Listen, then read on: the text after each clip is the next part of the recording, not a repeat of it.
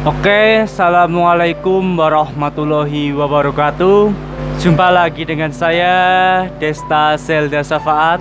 Gimana kabar kalian semua? Semoga selalu dalam keadaan sehat ya.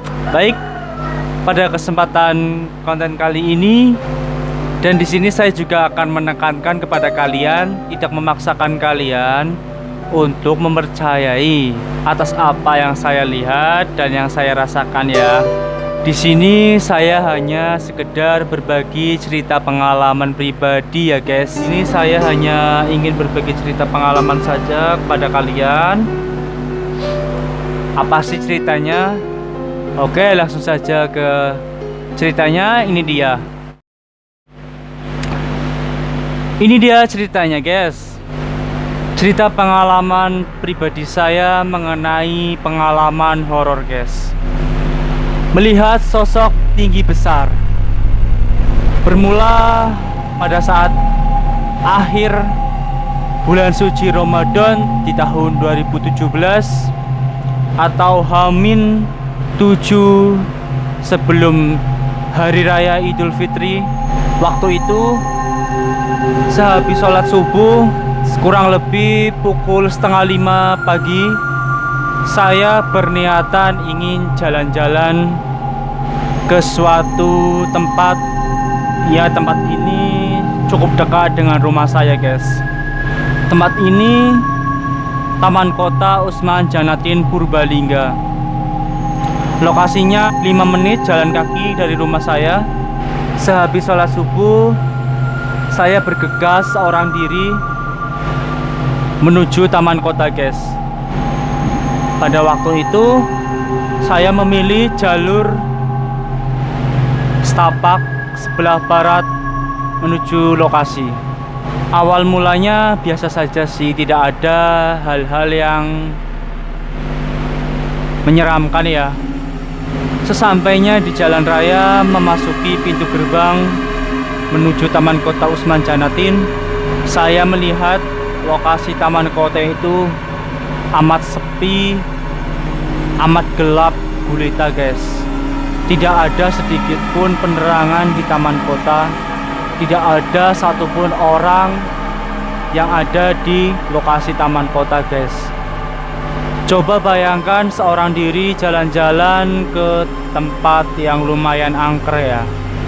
Di sini saya memang berniatan banget ingin mengeksplor Taman Kota seorang diri sehabis sholat subuh.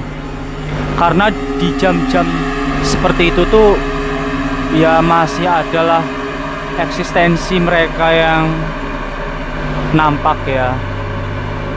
Entah suara, entah energi, entah menampakkan diri.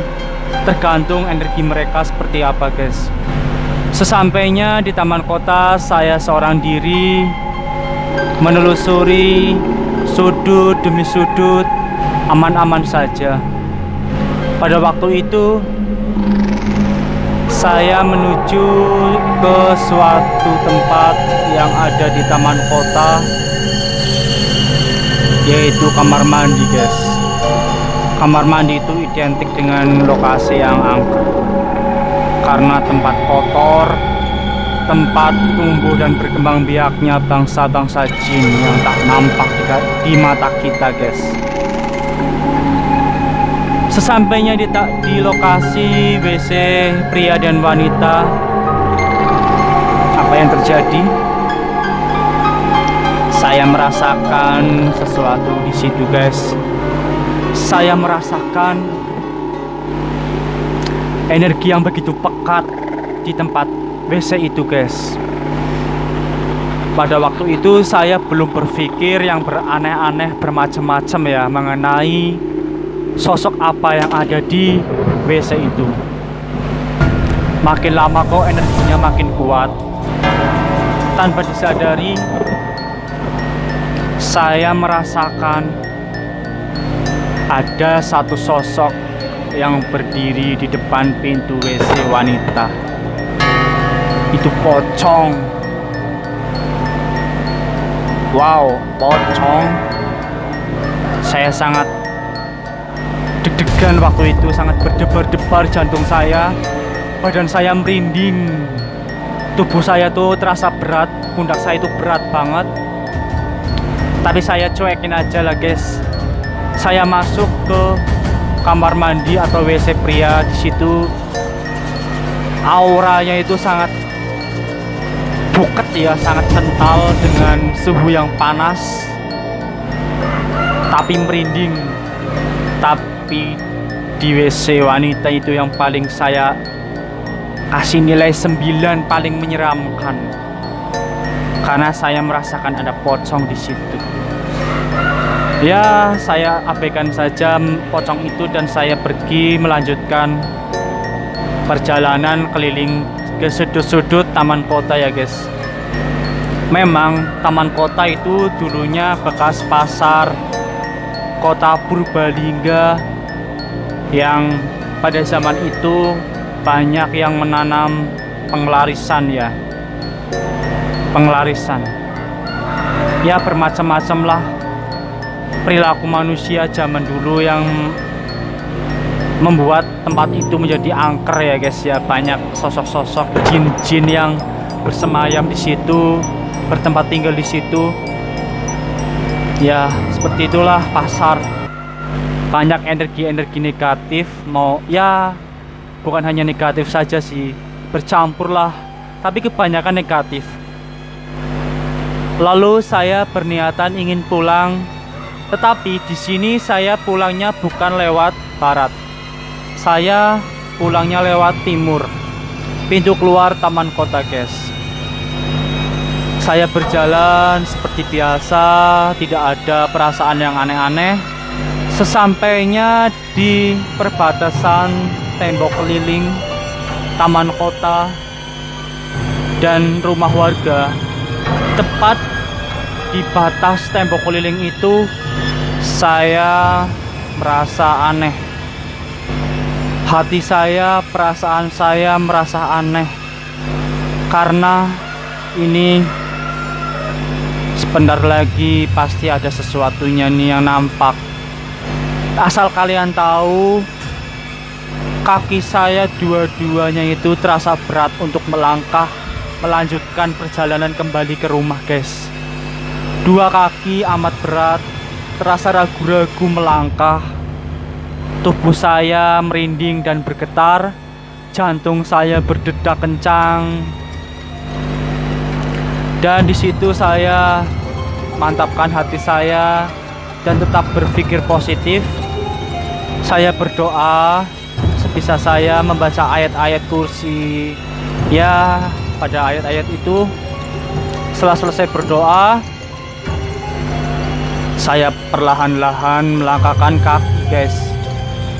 Langkah demi langkah. Dan apa yang terjadi? Sesampainya di depan pintu gerbang rumah kosong yang sudah lama kosong, ditinggalkan oleh pemiliknya yang sudah meninggal dunia. Apa yang saya lihat guys? Mata saya melirik ke arah kiri. Saya melihat sosok hitam tinggi besar, bermata merah, berbulu lebat, hitam, gondrong.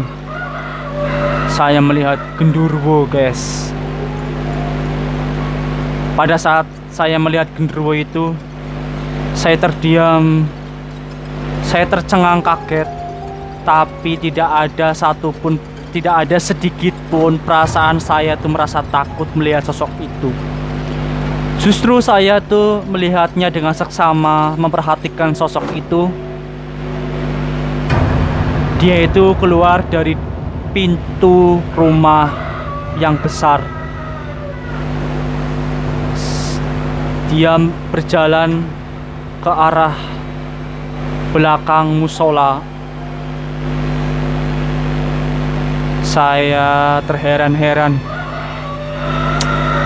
Pada saat itu perasaan saya itu sangat gemetar, merinding sekujur tubuh, kaku, pundak saya berat. Dan di situ saya hanya bisa membaca Astagfirullahaladzim, Astagfirullahaladzim, Astagfirullahaladzim. Sampai saya itu menengok-nengok kemana dia pergi. Saya tengok tuh sosok itu dan dia menghilang sekejap. Lalu saya melanjutkan pulang ke rumah dengan membawa perasaan yang campur aduk rasanya, guys. Masih merinding, pundak berat, tubuh bergetar, jantung berdetak kencang. Terus beristighfar. Sampai di rumah, saya membuka pintu dan ibu saya sedang membaca Al-Quran. Dan saya bilang seperti ini kepada ibu saya, guys. Nggak nyangka ya, saya sambil tersenyum-senyum sendiri, sambil berkata nggak nyangka ya. Dan ibu saya pun berkata kepada saya, nggak nyangka apanya? Habis sholat subuh bukannya baca Quran kok malah pergi. Ya, saya jalan-jalan ke taman kota mah. Saya ingin mencari udara pagi. Sehabis sholat kan udaranya sejuk ya. Dan saya belum menyempatkan membaca Al-Quran pada waktu itu. Saya langsung pergi ke taman kota untuk mengeksplor seorang diri tanpa merekam. Ya, itulah kisah pengalaman horor saya yang pertama untuk kalian. Bagi kalian yang menyukai cerita horor saya ini, silahkan like. Kalau tidak pun dislike, guys. Bagi kalian yang belum subscribe, silahkan subscribe. Aktifkan tombol notifikasi loncengnya, guys, biar gak ketinggalan dengan kisah cerita horor saya yang berikutnya. Terima kasih sudah menonton. Thank you, pokoknya terima kasih banyak. Terima kasih atas dukungan kalian selama ini. Saya butuh support kalian, tetap semangat berkarya, guys. Di sini saya menggarisbawahi ya, itu tidak memaksakan kalian untuk percaya atas apa yang saya lihat dan apa yang saya rasakan pada saat saya menyampaikan cerita pengalaman horor saya kepada kalian. Di sini saya hanya sebatas berbagi cerita pengalaman horor kepada kalian. Toh bila mana kalian percaya atas cerita saya, thank you. Kalau tidak percaya pun gak masalah, karena saya tidak memaksakan kalian untuk percaya ya, guys ya. Terima kasih sudah menonton di channel saya ini. See you in the next time, guys. Saya akhiri. Wassalamualaikum warahmatullahi wabarakatuh. Dadah.